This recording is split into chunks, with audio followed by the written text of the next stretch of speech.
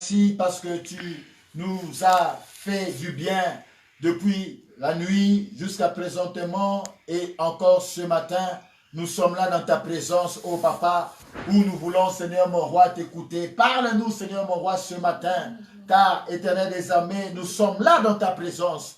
Bénis, Seigneur mon roi, ce temps fort, ô Yahweh, de la parole, où nous voulons t'écouter, et tous nos bien-aimés qui nous suivent au travers de médias et réseaux sociaux, Seigneur mon roi, là où ils sont, ô Éternel mon roi, que cette parole, Seigneur mon roi, vienne consoler, donner l'espérance, la joie, dans le nom puissant de Jésus. Je ramène toute pensée captive à l'obéissance de Christ, et je viens implanter ta croix ce matin, au milieu de nous, dans le nom puissant de Jésus. Ainsi nous t'avons prié. Amen. Nous bénissons le Seigneur ce matin, lui qui nous a encore fait sa grâce, qui nous a accordé sa grâce, sa bonté, son amour. Et partout ailleurs, on nous suit au travers de ce média, des réseaux sociaux, de Facebook. Soyez bénis là où vous êtes. Ce matin, j'ai un message important pour vous, un message que Dieu a mis dans mon cœur pour vous adresser ce matin. Parce que j'aimerais donner l'espérance, l'espoir à quelqu'un ce matin, à une personne peut-être qui est découragée, à une personne peut-être qui est affaiblie. Ce matin, Dieu va te réconforter. Voilà pourquoi, sans plus tarder, nous allons lire dans le livre de Actes chapitre 27, le 14 et 15e verset, et puis nous allons sauter. Nous allons lire le verset 20 à 25. Je reprends Actes chapitre 27, 14 et 15e verset, nous allons sauter 20 à 25. Je lis au nom du Seigneur Jésus-Christ. Acte chapitre 27, verset 15.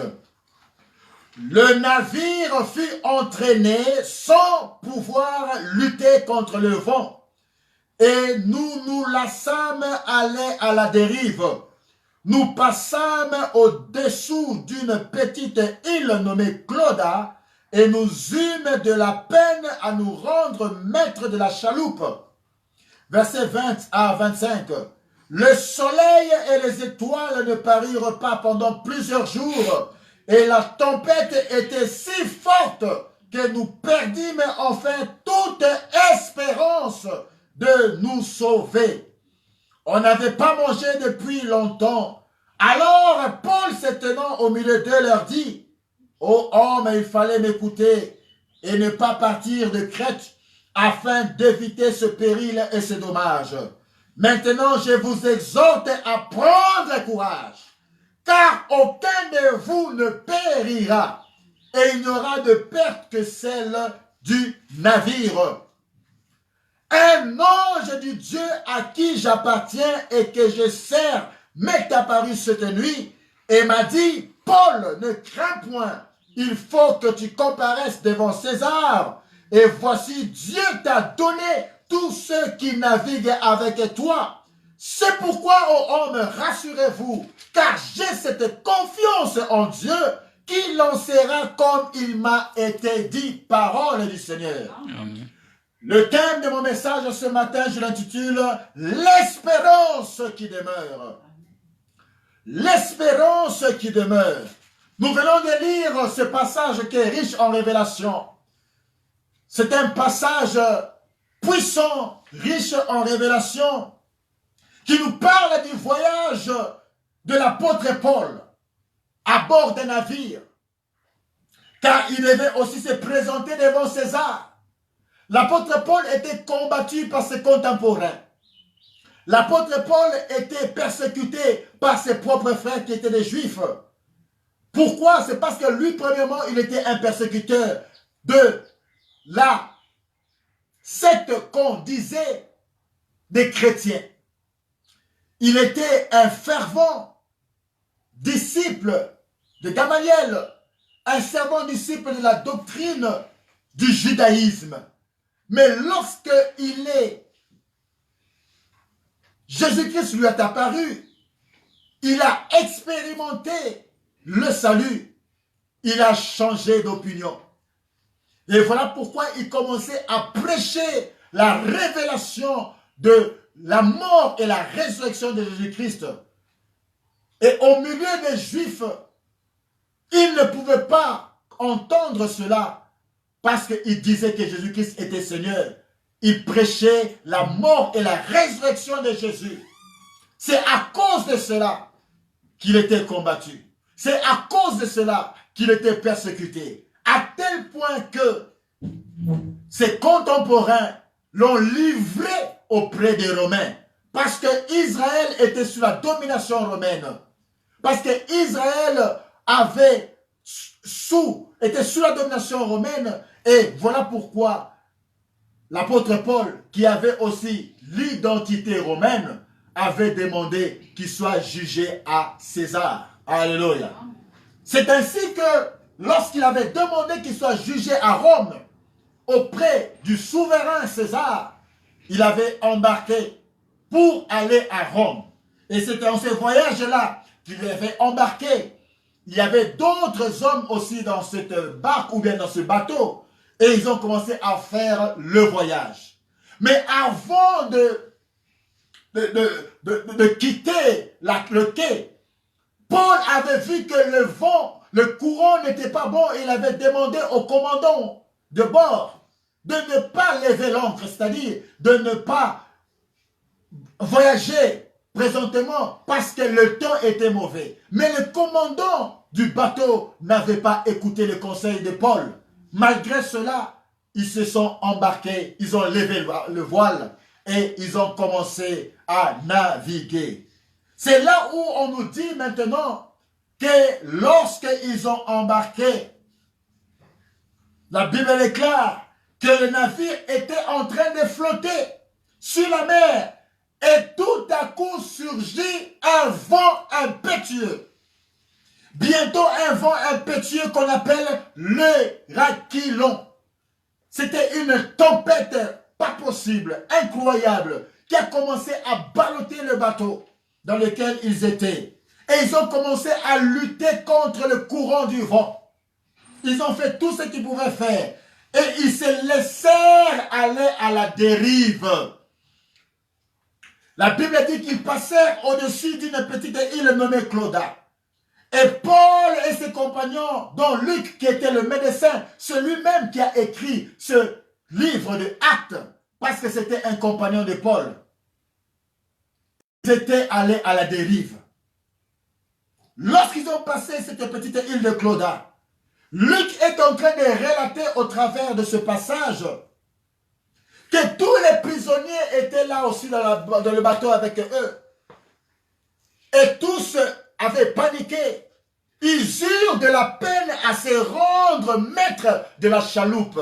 Alléluia. C'est-à-dire, se rendre maître du navire. Parce que le vent était contraire. Et la Bible poursuit en disant que le soleil et les étoiles ne parurent plus pendant ce temps. Parce que les tempêtes étaient fortes. C'était comme maintenant une obscurité qui était entrée. Le soleil ne s'est plus levé. Il faisait que noir.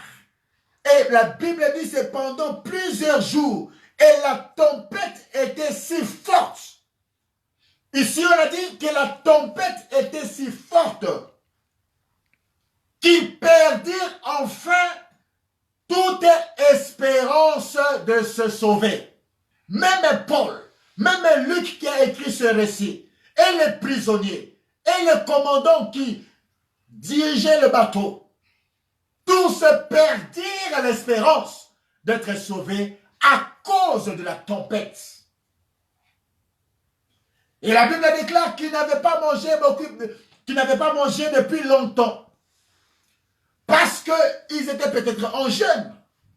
Ils priaient pour que Dieu puisse les sauver de cette tempête. C'est pourquoi ils ont dit, ils avaient jeûné, ils priaient pour que Dieu les fasse grâce et miséricorde et que cette tempête ne les emmène pas et que la mort n'arrive pas. Voilà pourquoi ils n'avaient pas mangé ce qu'ils étaient à jeûne. Et la Bible dit qu'ils n'avaient pas mangé depuis longtemps. C'est alors que Paul, toujours au sein de cette tempête, se tenant au milieu d'eux, le dira, « Oh homme, il fallait m'écouter et de ne pas partir de Crète afin d'éviter ce péril et ce dommage. » Maintenant, je vous exhorte à prendre courage. Alléluia. C'est ce que Paul a commencé à dire à tous ceux qui étaient dans le bateau ou dans la chaloupe avec lui. Il a exhorté le commandant qui avait aussi perdu espérance. Lui-même et Paul aussi avaient perdu espérance. Parce que c'est Luc qui écrivait ces choses et ce récit. Tellement que la tempête était si forte. Lui-même et Luc a dit, ils perdirent enfin l'espérance d'échapper devant cette tempête. Mais malgré cela, l'apôtre Paul s'est élevé pour encourager. Voilà pourquoi ce matin, je viens encourager quelqu'un qui est abattu. Voilà pourquoi ce matin, je viens encourager quelqu'un qui est dans une difficulté. Voilà pourquoi ce matin, je viens encourager quelqu'un qui n'a plus d'espérance et d'espoir. Alléluia. Voilà pourquoi l'apôtre Paul s'est tenu debout et a dit, il fallait m'écouter et de ne pas embarquer. Maintenant, je vous exhorte à prendre courage. Bien-aimés, vous savez, quand vous êtes en face d'une tempête, en face d'une difficulté, si vous vous laissez emporter par le découragement, vous finirez à mourir plus tôt que prévu. Amen. Le découragement est une arme du diable pour briser votre foi. Le découragement est une arme que le diable utilise pour anéantir votre destinée. Voilà pourquoi, quand bien même que peut venir la tempête, les événements négatifs fâcheux dans votre vie, malgré tout, ne perdez pas courage. Alléluia. Bien-aimés, nous avons besoin du courage. Le courage était très important. Et il fallait que l'apôtre Paul puisse commencer à encourager tous ceux qui étaient avec lui dans la barque. Ils avaient perdu l'espérance. Ils avaient perdu l'espoir d'être sauvés. Mais l'apôtre Paul aussi avait perdu cette espérance. Mais il s'est ressaisi pour encourager aussi les autres. En leur disant, je vous exhorte à prendre courage.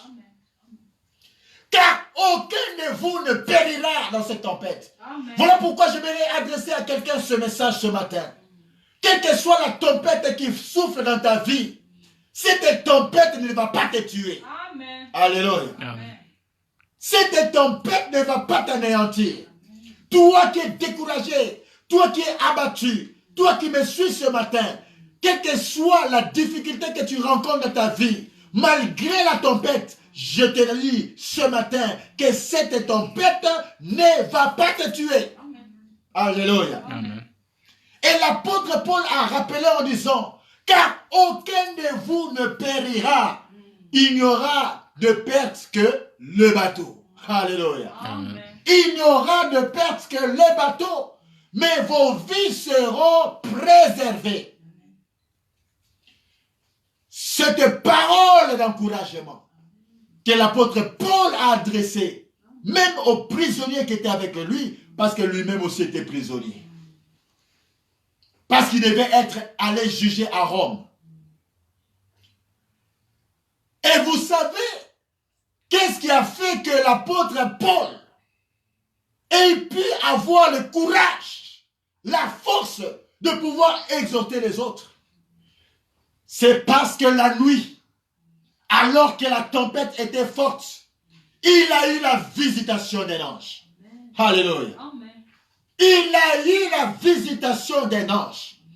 Voilà pourquoi dans l'exhortation qu'il adressa à ses coéquipiers qui étaient avec lui dans la barque, il a commencé à leur dire, un ange du Dieu à qui j'appartiens. Alléluia. Il a dit un ange du Dieu à qui j'appartiens. Bien-aimés, tel que vous êtes là, sachez une chose, que vous avez aussi des anges qui sont tout autour de vous. Amen. Amen. Même si vous ne les voyez pas, quand bien même vous êtes dans une tempête, sache que tu as aussi ton ange qui est à côté de toi. Amen. Parce que Dieu, les anges sont au service de Dieu. Mais aussi que Dieu mandate auprès des hommes. Alléluia. Amen. Ce sont les anges de Dieu, au service de Dieu, mais que Dieu mandate auprès des hommes. Il a dit, un ange de Dieu à qui j'appartiens et que je sers. Il ne sert pas l'ange, mais il sert le Dieu. Dont l'ange que Dieu a envoyé, c'est de cela qu'il dit. Un ange de Dieu à qui j'appartiens. Il n'appartient pas à l'ange, mais il appartient à Dieu. Alléluia. Parce que l'ange est une créature comme lui. Mais Dieu est le créateur. Voilà pourquoi il a dit un ange du Dieu à qui j'appartiens. Il n'appartenait pas à l'ange. Lui, il est serviteur de Dieu. Il appartient à Dieu. Mais Dieu a envoyé maintenant son ange pour venir lui donner une nouvelle. Alléluia. Il a dit, m'est apparu cette nuit et m'a dit, Paul, ne crains point. J'aimerais dire à ce matin à quelqu'un, quelle que soit la tempête que tu vis, comme l'ange de Dieu que Paul a dit qu'il appartenait, lui était apparu. Moi aussi ce matin, comme un ange, je viens t'adresser la parole, ne crains point. Les difficultés que tu es en train de voir, les choses que tu es en train de vivre, je viens t'annoncer comme un ange de Dieu. Ne crains point. Alléluia. Amen. Il faut que tu comparaisses devant César. C'est ce que cet ange est venu dire à Paul. Alors que Paul avait déjà perdu l'espérance. L'espérance c'est d'être sauvé au travers de la tempête. L'espérance c'est d'être sauvé au travers du vent.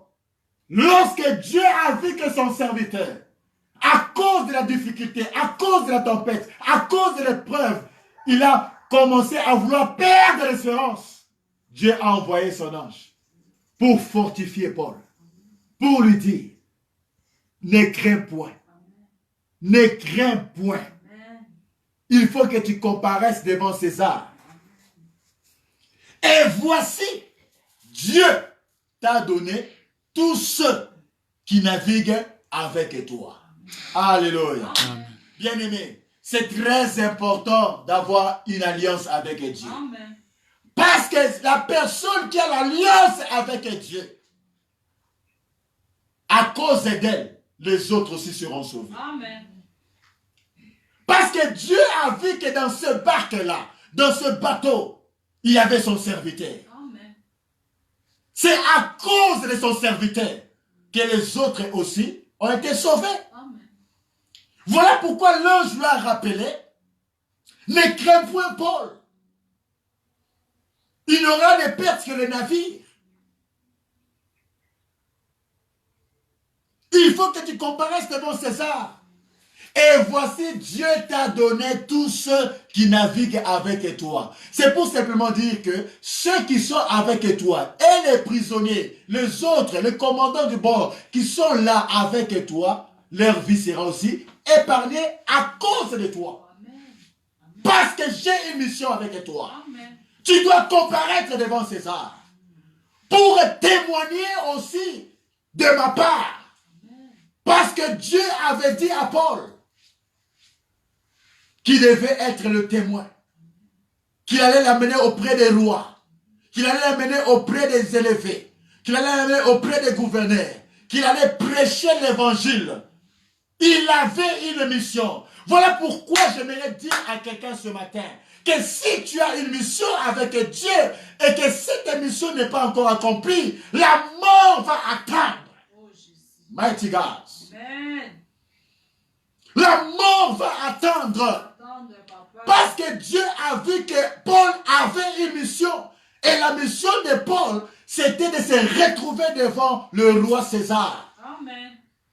Pour lui parler aussi de la part de Jésus-Christ. Amen. Voilà pourquoi, malgré la tempête n'a pas pu anéantir Paul. Parce qu'il avait une mission. Alléluia. Amen. Bien-aimé, tu peux avoir des difficultés, des problèmes. Mais si tu as une mission avec Dieu, malgré la tempête, cette tempête ne va pas t'anéantir. Parce que Dieu a vu que la mission n'est pas encore accomplie. Si la mission s'accomplit, alors il peut te reprendre. Mais quand la mission n'est pas encore accomplie, la mort va attendre. Alléluia. Amen. Amen. Et l'apôtre Paul, en ayant cette révélation, il vient maintenant s'adresser à ceux qui étaient avec lui dans le bateau. En disant ceci. C'est pourquoi, ô hommes, rassurez-vous, car j'ai cette confiance en Dieu. Mighty God. Il dit, rassurez-vous, car j'ai cette confiance en Dieu, qu'il en sera comme il m'a été dit. Ah, mighty God. L'apôtre Paul avait l'assurance. L'apôtre Paul avait la confiance que ce que Dieu m'a dit, ça sera tel qu'il m'a dit. Amen. Je connais ce Dieu-là. Amen. Je sais qui je sais. Amen. Il avait la confiance totale. Voilà pourquoi il a commencé à rassurer les gens qui étaient avec lui dans la barque. Il a dit, rassurez-vous. C'est pourquoi, ô homme, rassurez-vous. Car j'ai cette confiance en Dieu, qu'il en sera comme il m'a été dit. Bien-aimé, il faut avoir confiance en Dieu. Malgré les difficultés que tu es en train de vivre, si tu n'es pas sûr de Dieu que tu sers, ça ne sert à rien. Amen. Alléluia. Amen. L'apôtre Paul avait confiance au Dieu en qui il servait. Amen. Voilà pourquoi il a dit, j'ai cette assurance. Rassurez-vous, car j'ai cette confiance en Dieu, qu'il en sera comme il m'a été dit. Amen. Si Dieu te dit quelque chose, Vraiment.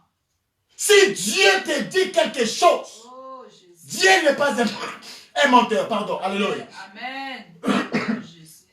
Dieu n'est pas un menteur. Oh, Jésus. Dieu n'est pas un homme pour mentir. Vraiment. Un homme peut te promettre Hosanna.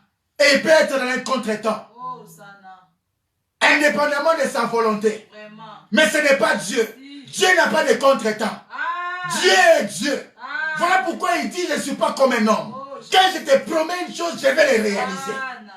Alléluia. Amen. Voilà pourquoi sa parole s'accomplit. Dieu a la puissance de réaliser ce qu'il dit et déclare. Amen. Dieu met même son nom en jeu Amen. pour te démontrer que ce qu'il a dit, il va le réaliser. Amen. C'est pourquoi Paul pouvait dire, car j'ai cette confiance en Dieu, qu'il en sera comme il m'a été dit. Amen. Amen. Il a rassuré ceux avec qui ils étaient dans le bateau. C'est par ce récit que j'aimerais entrer dans le vif de mon sujet. L'espérance qui demeure. Beaucoup d'enfants de Dieu commencent à perdre l'espérance à cause du caïdou virus. Du virus qui est déchu. À cause de la pandémie. À cause des circonstances qui sont en train de voir. Où placez-vous la confiance en Dieu? Amen. Alléluia. Amen. Vous savez, par définition, quand on parle de l'espérance, c'est quoi l'espérance? Parce que nous sommes en train de parler de l'espérance qui demeure. C'est quoi l'espérance? L'espérance est un sentiment qui fait entrevoir comme probable la réalisation de quelque chose. C'est ça l'espérance. Un sentiment qui fait entrevoir comme probable la réalisation de quelque chose. Sentiment moko oyo kotalisake eloko wana ekoyeba kosalema. Alléluia. Amen. Parce que oza na bosenga namo. Amen. Amen.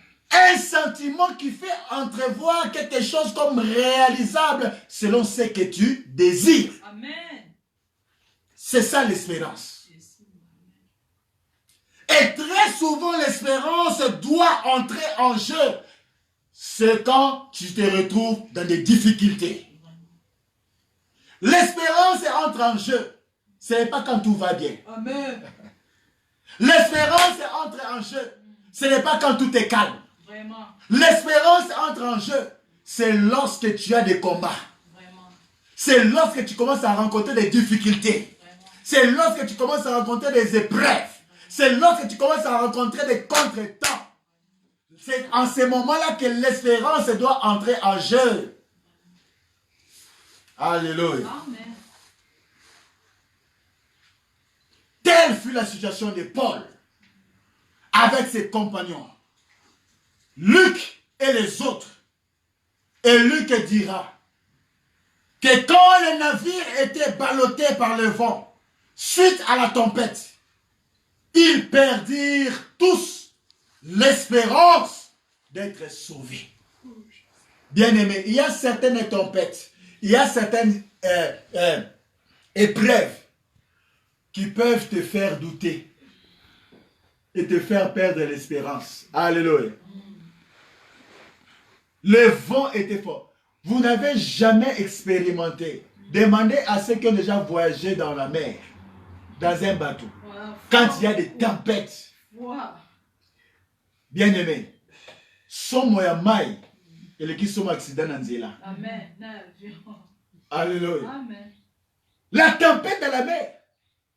Si vous avez déjà vu ça, même dans les films, quand vous voyez Titanic, vous voyez ce qui s'est passé. Alléluia. Amen. Donc, la mer, quand elle s'énerve, tu vois la mort. Et ils étaient dans cette condition. Ils ont perdu toute espérance d'être sauvés.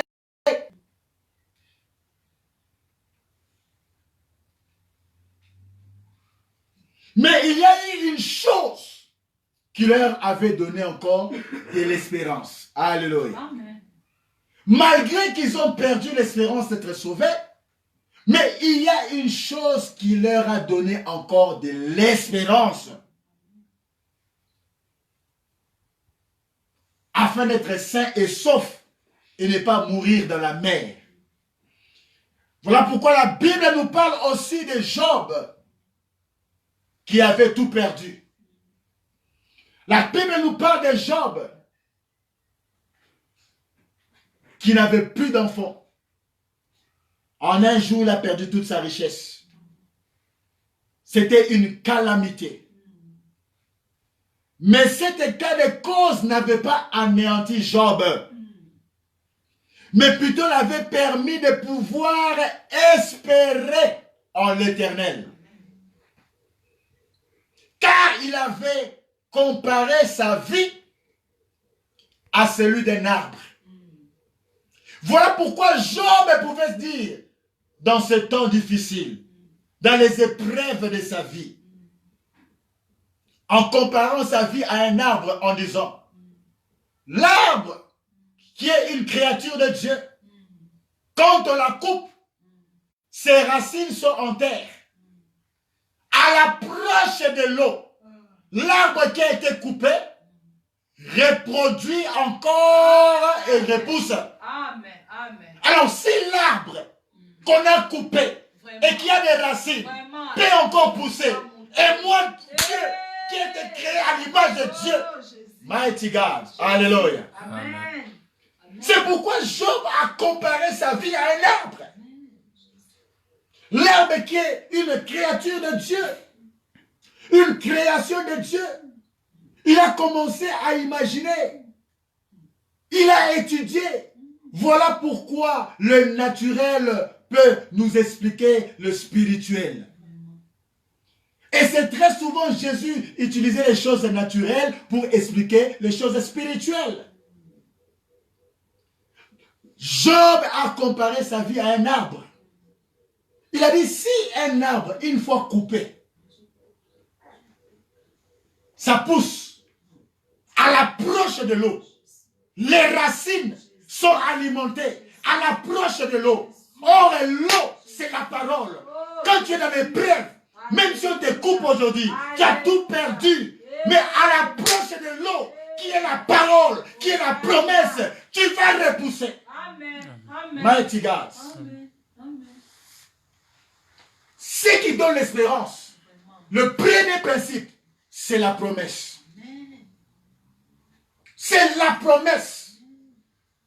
Bien-aimé, quand même tu es dans une difficulté, quand même tu es dans une épreuve, n'oublie pas ce que Dieu t'a dit. Amen.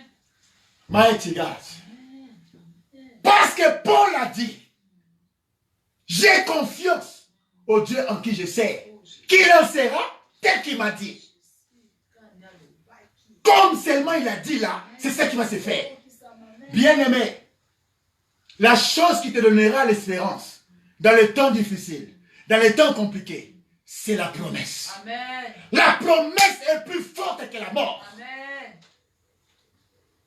Si tu as la promesse, saisis la promesse, garde la promesse, car c'est la promesse qui va te donner espérance. L'arbre qui a été coupé, dont Job parle, ici, une fois l'arbre coupé, à l'approche de l'eau, cet arbre repousse. Combien, à plus forte raison, moi, qui ai été créé à l'image et à la ressemblance de Dieu. Si Dieu donne une promesse, je vais saisir la promesse. Amen. Parce qu'au travers de la promesse, que l'espérance va naître. Voilà le premier principe que je te donne ce matin. Toi qui es découragé, toi qui es dans une épreuve quelconque, n'oublie pas ce que Dieu t'a dit. Amen. La promesse est plus forte que la mort. Paul a eu le courage que quand tu as la promesse, c'est la promesse qui te donnera l'espérance. C'est le premier principe. Tu dois saisir la promesse. C'est la promesse qui va te donner l'espérance. Parlons de la promesse qui est la parole de Dieu. La parole de Dieu est plus que toute chose. Amen. Quand tu es ballotté, quand tu es en difficulté, saisis la parole. Qu'est-ce que Dieu dit? Qu'est-ce que Dieu dit? Accroche-toi à la parole. Saisis la parole. C'est la parole qui te donnera l'espérance. N'abandonne pas la parole, parce que la prophétie par excellence, c'est ça, la parole de Dieu. C'est ça la promesse. C'est ça la révélation que tu dois saisir. Ça te donnera de l'espérance. La Bible dit dans Ésaïe chapitre 55, verset 11. Ainsi en est-il de ma parole qui sort de ma bouche. Elle ne retourne point à moi sans effet. Vraiment. Sans accomplir Amen. ma volonté. Amen. Amen. Sans accomplir mes desseins. C'est la promesse qui te donnera de l'espérance dans les situations difficiles. Alléluia. Bien-aimé, avec mon épouse, nous avons fait 5 ans de mariage sans enfant. 6e année, l'enfant est venu, l'enfant est mort. 3 jours après. Alléluia. Mais j'ai dit à ma femme, ne t'inquiète pas. Le Dieu qui m'a fait la promesse, il va redonner. Et à la 7e année, l'enfant qui était parti est revenu. C'est l'espérance. C'est la promesse. C'est la parole. Attache-toi à la parole. La parole te donnera l'espérance. La parole de Dieu est puissante et irrésistible. Irréfutable. Car seule la parole de Dieu et le Saint-Esprit sont des évidences auxquelles il est impossible au diable de détruire. Vraiment. Le diable peut détruire ta vie, mais il ne peut pas détruire la promesse. Amen. Amen. Le diable peut t'harceler, mais il ne peut pas harceler la promesse. Amen. Le peuple peut anéantir tes projets, mais il ne peut pas anéantir ce que Dieu a dit. Amen. Alléluia. Amen. Quels que soient les obstacles rencontrés, cette parole, cette promesse faite par Dieu doit prendre vie et naissance et atteindre son objectif, le but auquel elle est assignée. Et c'est celle qui produit en nous l'espérance. Voilà pourquoi le premier principe, pour que l'espérance naisse face à une difficulté, face à une épreuve, c'est la promesse. Tu dois garder la promesse, tu dois garder la parole, c'est elle qui va produire l'espérance en toi dans les moments difficiles. Que ce soit la parole écrite ou la promesse, soit la parole parlée ou révélée ou prophétie, représente complètement Dieu. Alléluia. C'est-à-dire que tout ce que Dieu est, tout ce que Dieu possède, tout ce que Dieu est, tout ce que Dieu possède, la vertu même du royaume de Dieu se trouve dans la parole. Amen. J'aime bien cette version de la Bible qui dit, au commencement était le Verbe. Au commencement était le Verbe. C'est-à-dire que la parole, Amen.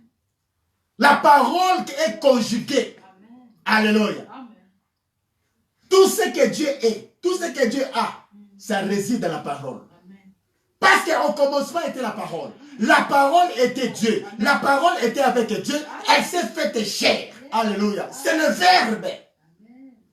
Il est conjugué au passé. Il est conjugué au présent. Il est conjugué au futur. Voilà pourquoi la parole ne peut périr. C'est ça la promesse. Quand tu saisis la promesse, ça te donnera de l'espérance. Ça te donnera de l'espérance. Raison pour laquelle Paul pouvait dire, c'est pourquoi, ô hommes, rassurez-vous, car j'ai cette confiance en Dieu, qu'il lancera comme il m'a été dit. Qu'il lancera comme il m'a été dit. Ne doutez pas de la promesse de Dieu. Ne doutez pas de ce que Dieu t'a dit. Dans les moments difficiles de ma vie, j'ai saisi seulement la promesse. J'ai saisi la promesse. Alors que tout le monde ne croyait plus. J'ai cru moi-même à la promesse. Alléluia. Amen. Amen. Et c'est la promesse qui a donné l'espérance. Même si ça tarde, même si ça traîne, attends la prophétie, elle s'accomplira certainement. Amen. Ce n'est pas peut-être. Non, la prophétie de Dieu, ce n'est pas peut-être. Yes. Même si tu es prêt de mourir, Vraiment. ça va s'accomplir. Yes. Dieu n'est pas un homme Amen. pour mentir ou se repentir. Vraiment. Dieu est Dieu. Amen. Voilà pourquoi Paul pouvait dire, rassurez-vous bien-aimés, j'ai cette confiance en Dieu qu'il en sera tel qu'il m'a été dit. Amen.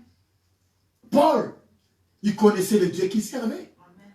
Il a eu la visitation de l'ange qui lui a dit, tu ne mourras pas. Amen. Je te donne ceux avec qui tu sont dans la barque, avec toi dans le bateau. C'est seulement le bateau qui va être détruit, mais vos vies seront sauvées. Amen. Il avait cette confiance. Il avait perdu l'espérance. Mais quand il a eu la visitation de l'ange, l'espérance a régné en lui. Voilà pourquoi le premier principe, c'est la promesse. C'est ça qui va te donner l'espérance.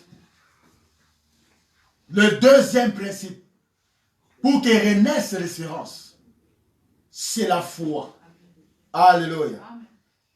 La Bible nous dit dans Hébreux chapitre 11, 1, que la foi est une ferme assurance Amen. des choses qu'on espère. Amen. Des choses qu'on espère. Une ferme assurance des choses qu'on espère. Une démonstration de celles qu'on ne voit pas. Amen. Donc, ça veut dire quoi? Dans la foi, nous rencontrons l'espérance. Amen.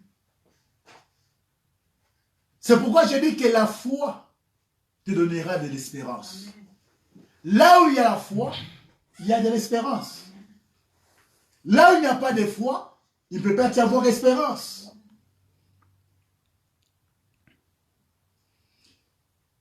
La foi est produite par la parole. La foi est produite par la promesse.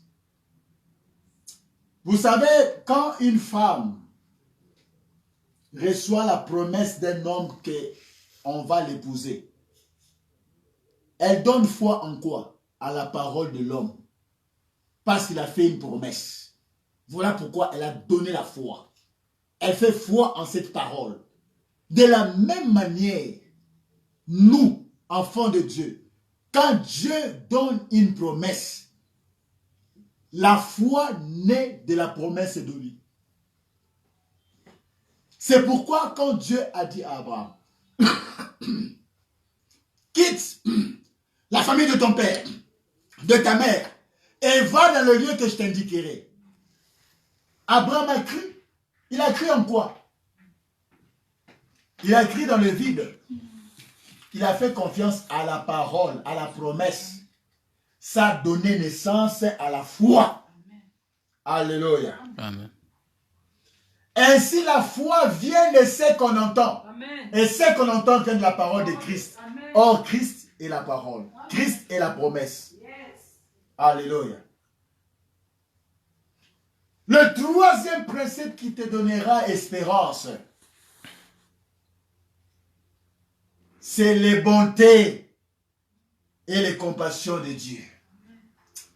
Si tu penses aux bontés de Dieu, ainsi qu'à ses compassions, même pour les choses qu'il a déjà faites pour toi, ça te donnera de l'espérance.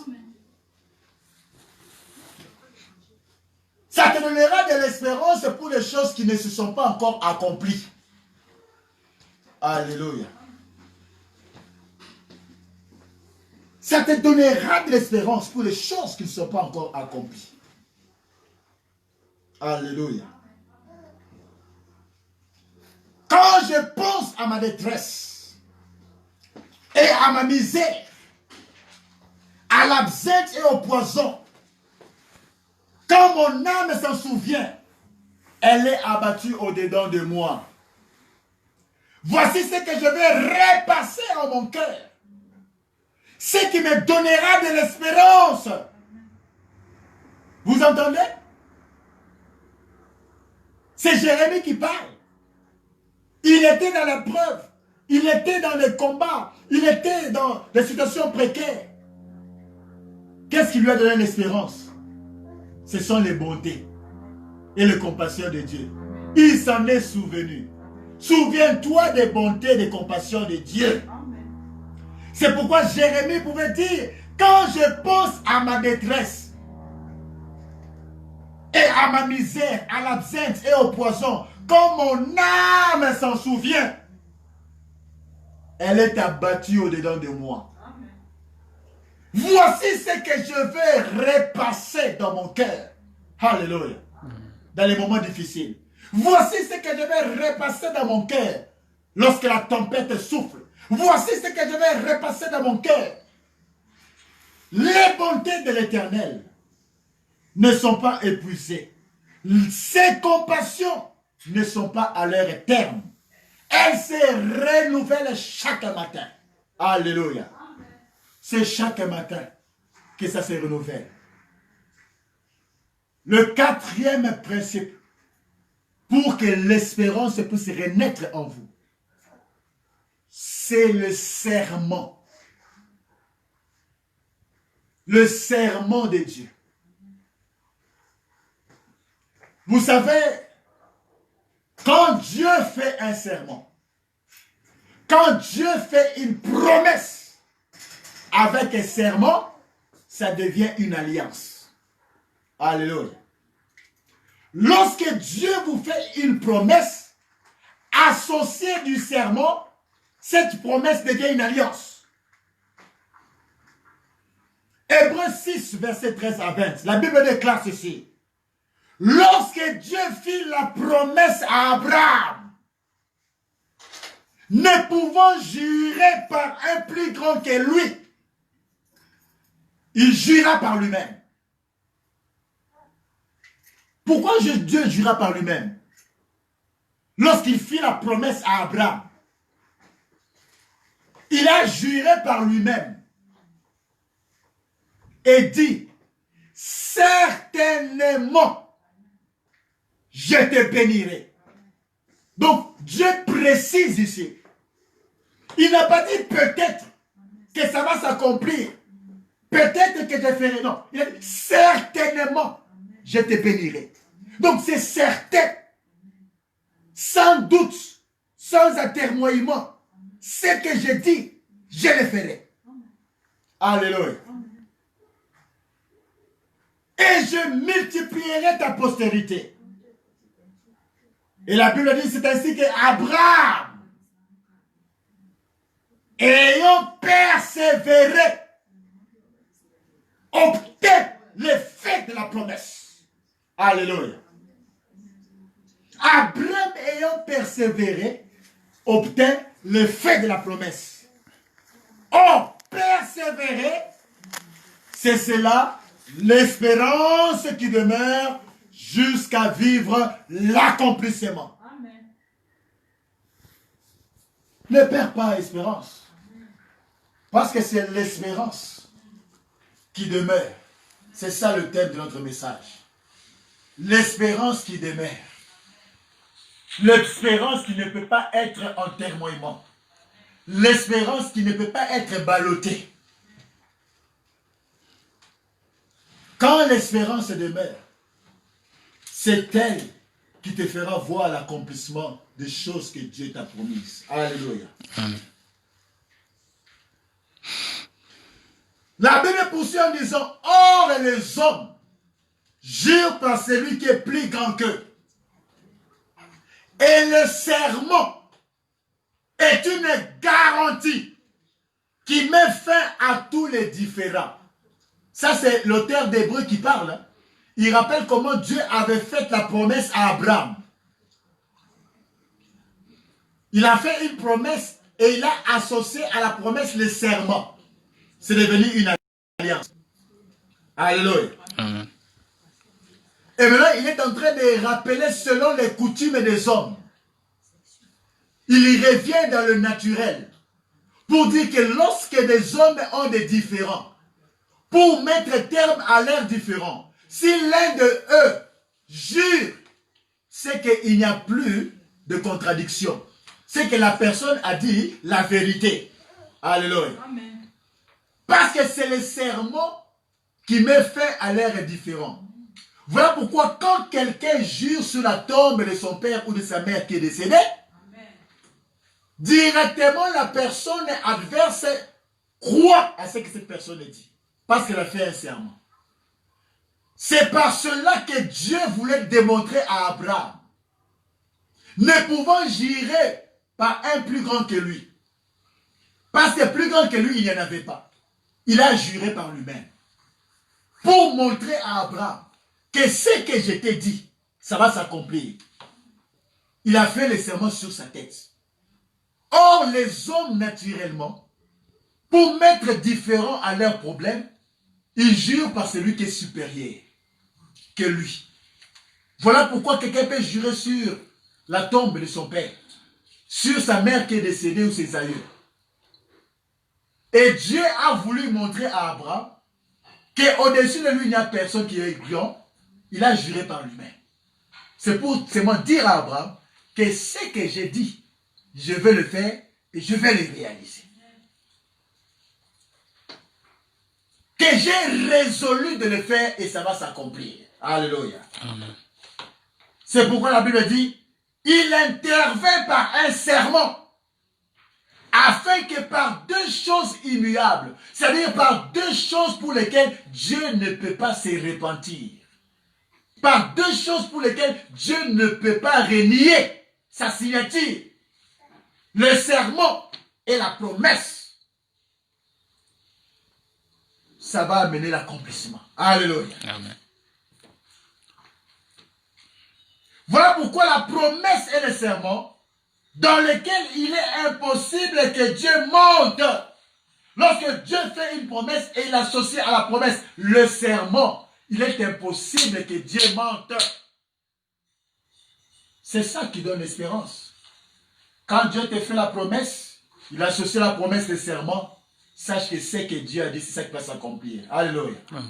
C'est pourquoi l'apôtre Paul pouvait dire, rassurez-vous bien-aimés, j'ai cette confiance en Dieu, qu'il en sera tel qu'il m'a été dit.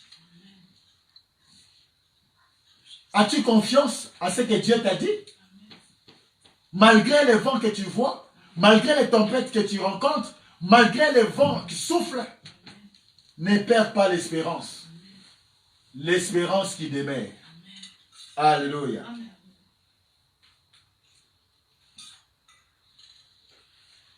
C'est que Dieu promet avec un serment reflète exclusivement ce que Dieu est. Quand Dieu fait une promesse avec ses mots, ça reflète exclusivement ce que Dieu est.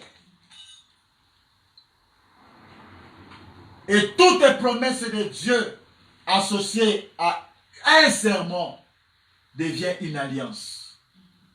Et quand ça devient une alliance, la personne devient très dangereuse. Alléluia. Parce que Dieu défend l'alliance. Et ça reflète exclusivement ce que Dieu est. Parce que la promesse et le serment sont deux choses pour lesquelles Dieu ne peut pas révoquer ce qu'il a dit.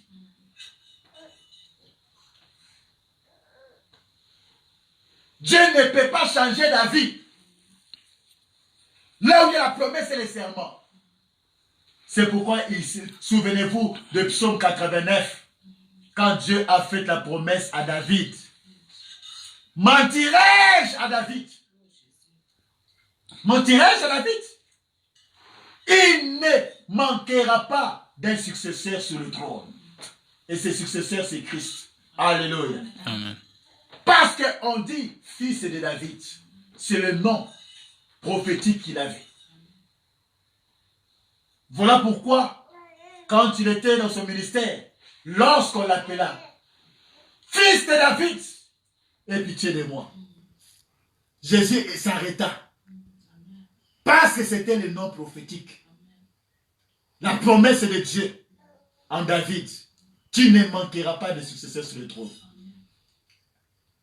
C'est ça qui viendra dans les jours à venir. Lorsqu'il reviendra, il s'établira en Israël. C'est en ce moment que cette prophétie va s'accomplir. L'église sera déjà enlevée. Dieu ne ment jamais. Alléluia. Amen.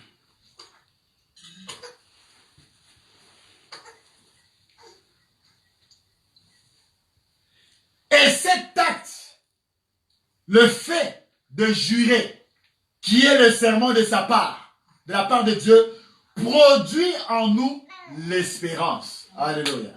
Voilà pourquoi quand Dieu te fait une promesse et quand Dieu jure, ça doit produire l'espérance en toi. Même si ta vie est devenue compliquée, quand tu penses seulement à ce que Dieu a dit, ça va produire l'espérance en toi. Alléluia.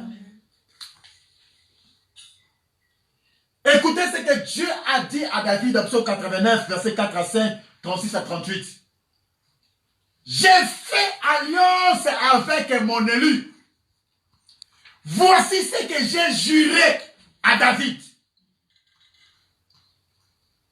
Hein? Juré à David. Donc j'ai fait avec serment. Une promesse avec un serment. Ça devient une alliance. Alléluia. Voici ce que j'ai juré à David de mon serviteur. J'affermirai ta postérité pour toujours. Et j'établirai ton trône à perpétuité. J'ai juré une fois par ma sainteté. Ah, mighty God. Alléluia. Nzamba lapindai na bosantu nae. J'ai juré une fois par ma sainteté. Mentirai-je à David? Voilà pourquoi l'apôtre Paul pouvait dire, j'ai cette confiance en Dieu, qu'il en sera tel qu'il m'a été dit. Parce que Dieu ne peut pas le mentir. Amen. Amen. Alléluia. Kaka nengo yebisinga. Nenge osala. C'est ça qui a donné l'espérance. Et c'est ça que Dieu dit ici. Mentirai-je à David? Sa postérité subsistera pour toujours. Son trône sera devant moi comme le soleil. Le témoin qui est dans le ciel est fidèle. Mighty God. Il a dit, hein, le témoin qui est dans le ciel est fidèle. Donc, ce que moi, Dieu, j'ai dit, c'est ça qui va se faire pour David. D'où le serment que Dieu fait avec une promesse produit en nous l'espérance. Amen. Voilà pourquoi David avait l'espérance. Voilà pourquoi Paul pouvait avoir l'espérance. Parce qu'il a rappelé, j'ai cette confiance en Dieu, qu'il en sera comme il m'a été dit. Amen. Maintenant, pour chuter, qu'est-ce qui fait cependant que l'espérance puisse demeurer en nous? Quelle est la chose qui fera en sorte que l'espérance puisse demeurer en nous? Parce que nous sommes en train de parler de l'espérance qui demeure. La Bible déclare qu'il y a 3 choses qui demeurent. Selon 1 Corinthiens chapitre 13, verset 13. Maintenant donc, ces 3 choses demeurent.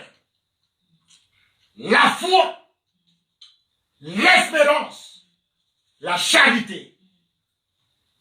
La foi, l'espérance, l'amour. L'amour, c'est ça la charité. Mais la plus grande de ces choses, c'est la charité. Comme pour dire l'amour. Alléluia. Amen. Si tu as l'amour divin, ce n'est pas l'amour entre un homme et une femme. Ce n'est pas l'amour philéo que tu as pour ton fils ou ta fille. Ce n'est pas l'amour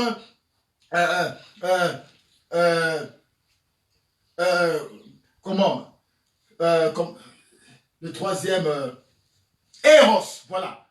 L'amour qu'un homme a envers sa femme. Non, je ne parle pas de cet amour. Je parle de l'amour divin.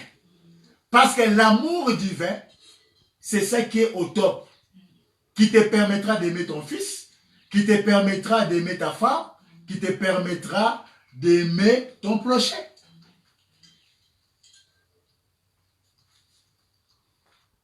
C'est ça qui fera en sorte que l'espérance puisse demeurer. 3 choses demeurent. L'espérance,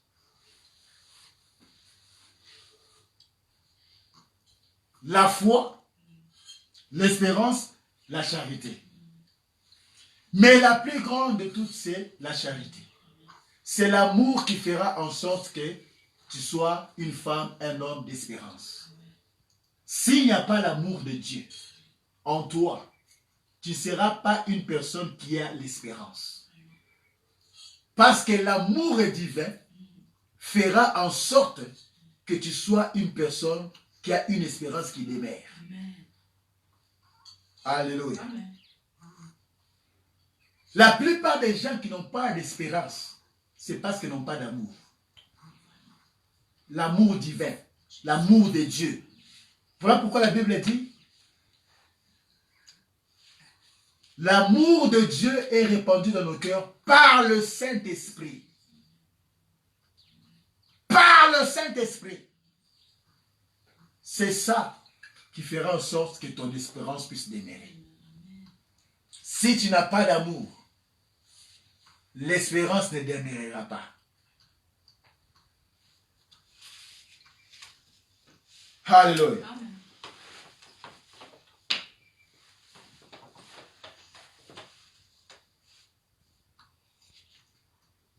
Mais j'aimerais encore dire une chose. Que pour que l'espérance demeure, tu dois saisir la parole prophétique ou révélée dont on doit toujours se souvenir. Saisis la parole prophétique ou la parole est révélée, que tu dois toujours te souvenir de cela. Pendant son ministère terrestre, Jésus avait promis qu'il reviendrait sur la terre, selon Jean chapitre 14, verset 3, 28 à 29. Et lorsque je m'en serai allé et que je vous aurai préparé une place, je reviendrai et je vous prendrai avec moi, afin que là où je suis, vous y soyez aussi.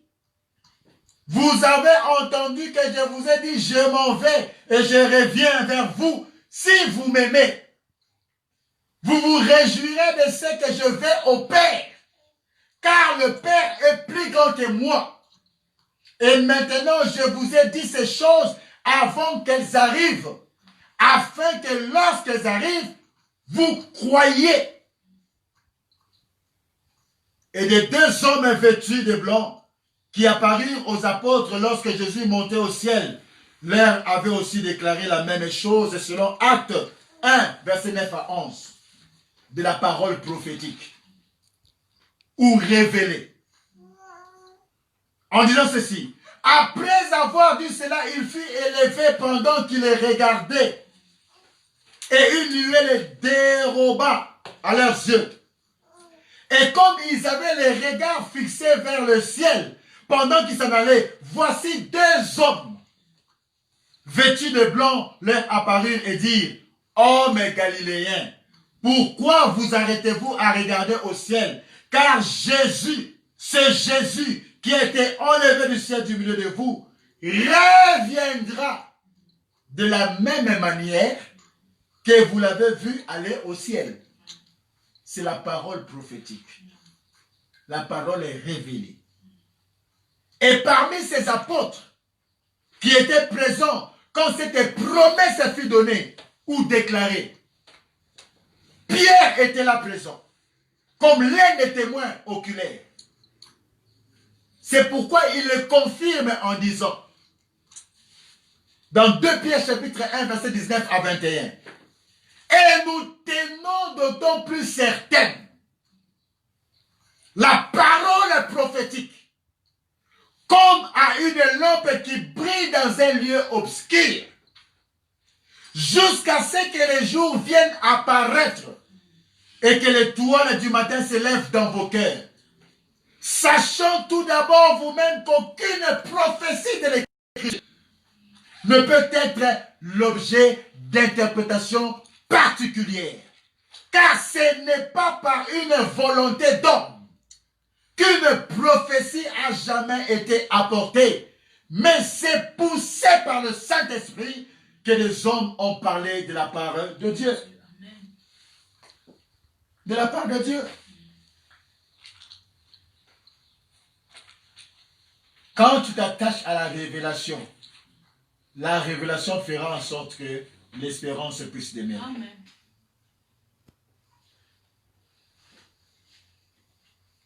La deuxième chose qui fera en sorte que l'espérance puisse demeurer, c'est la personne de Jésus, à cause de sa résurrection, parce qu'il est lui-même l'espérance.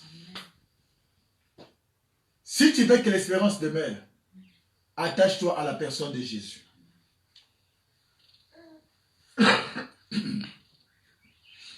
Parce que lui-même est Jésus et l'espérance.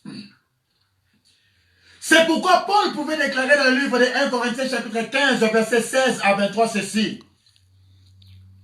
Car si les morts ne ressuscitent point, Christ non plus n'est pas ressuscité. Et si Christ n'est pas ressuscité, votre foi est vaine. Vous êtes encore dans vos péchés.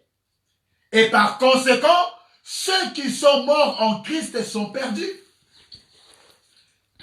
Si c'est dans cette vie seulement que nous espérons en Christ, nous sommes les plus malheureux de tous les hommes. Alléluia. Mais maintenant, Christ est ressuscité des morts. Il est le premier de ceux qui sont morts. Car puisque la mort est venue par un homme, c'est aussi par un homme qu'est venue la résurrection des morts. Et comme tous meurent en Christ, mais chacun en son rang. Christ comme prémisse, quelque chose qui est en premier. Puis ceux qui appartiennent à Christ lors de son avènement. D'où la personne de Jésus-Christ ressuscité est celle qui fait en sorte que notre espérance puisse demeurer. Parce que si Christ n'était pas ressuscité, on n'allait pas avoir d'espérance. Pourquoi on a l'espérance? Qu'est-ce qui fera que notre espérance puisse demeurer? C'est parce que Christ était mort et qu'il est ressuscité. Amen. C'est ça qui fera en sorte que notre espérance puisse demeurer. C'est pourquoi le prophète Jérémie pouvait déclarer dans le livre de Jérémie 17:7, « Béni soit l'homme qui se confie dans l'Éternel, et dont l'Éternel est l'espérance. » Béni soit l'homme qui se confie en l'Éternel, et dont l'Éternel est l'espérance. Voilà pourquoi je dis que Jésus-Christ est même lui-même l'espérance. Quand tu as Christ en toi, c'est que l'espérance va demeurer. Quand tu as Christ en toi, c'est qu'il y a l'assurance totale. Qu'il vente, qu'il neige, dans les tempêtes et les moments difficiles, Christ est dans la barque. La barque, c'est ta vie. Et comme il est à l'intérieur, l'espérance ne peut pas s'enfuir, ça va demeurer. À moins que tu n'aies pas Christ. Ceux qui n'ont pas Christ n'ont pas d'espérance. Ceux qui ont Christ, ils ont l'espérance. Parce que lui-même, Christ est l'espérance.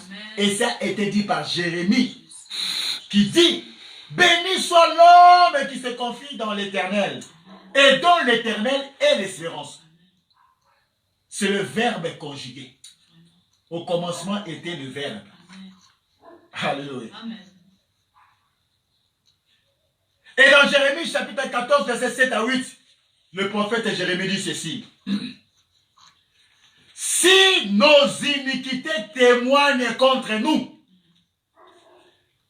car nos infidélités sont nombreuses,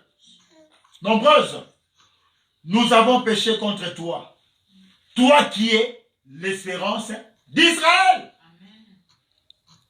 Vous entendez ce qu'il dit? Toi qui es l'espérance d'Israël.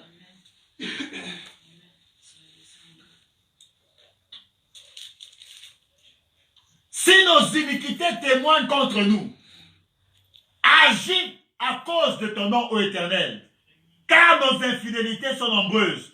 Nous avons péché contre toi, toi qui es l'espérance d'Israël, son sauveur au temps de la détresse.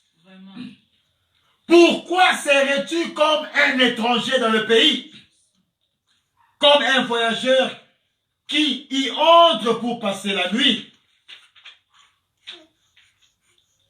Alléluia. Jérémie 14, 7 à 8.